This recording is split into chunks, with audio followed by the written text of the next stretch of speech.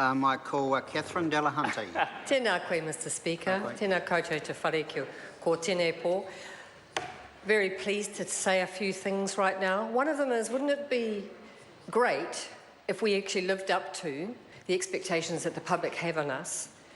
And actually, what the public want is people who make speeches in the House that do not denigrate others, that do not attack other people, that do not try and undermine reputations of other people, and actually stick to the issues of the day. That would be pleasant, that would be what democracy was about, that would inspire people, and then maybe we wouldn't have to use the OIA so much trying to find out what the earth is going on, because actually this place would be a place of genuine dialogue, genuinely constructive debate, instead of nasty, unpleasant behaviour from people who should know better. I myself am not always perfect on these matters, but I am very disappointed to be talking about an issue in this manner, which is about Official Information Act.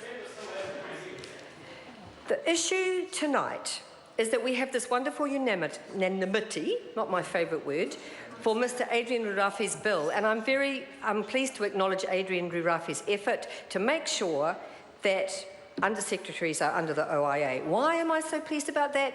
Because when the national government did a deal with the ACT Party over charter schools that was not taken to electorates prior to the election,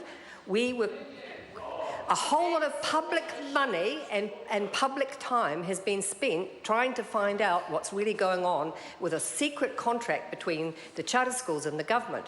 And because the Under-Secretary's work is not subject to the OIA, we have not been able to find out those things by OIAing the Minister of Education, because the Minister of Education can just say, well, this is not what I'm doing, this is not part of it. And the whole secrecy around charter schools has been very, very deleterious to good scrutiny of what was supposed to be a pilot. It's supposed to be this new model that we would be able to scrutinise, that there'd be proper evaluation of. There has not been transparent evaluation of charter schools. And so, this bill is very pertinent to something very current, very contemporary.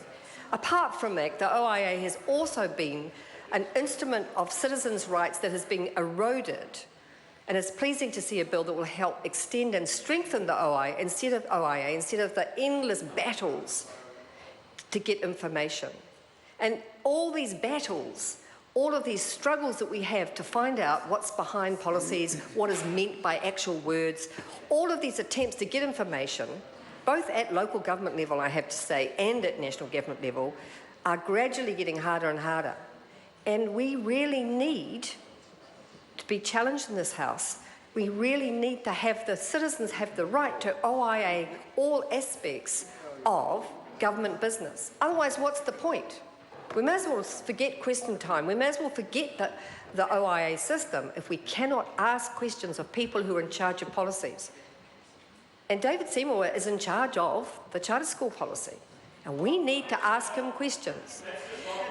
And if we can't ask him questions, we can't even ask him if he is or not, because it's all under the not under the OIA yet. It isn't helpful to the coherent dialogue about what is the nature of education and what is the point of having a failed model from overseas imposed upon our country at great expense to experiment on children, some of whom have already experienced great losses. And that's what this bill is about.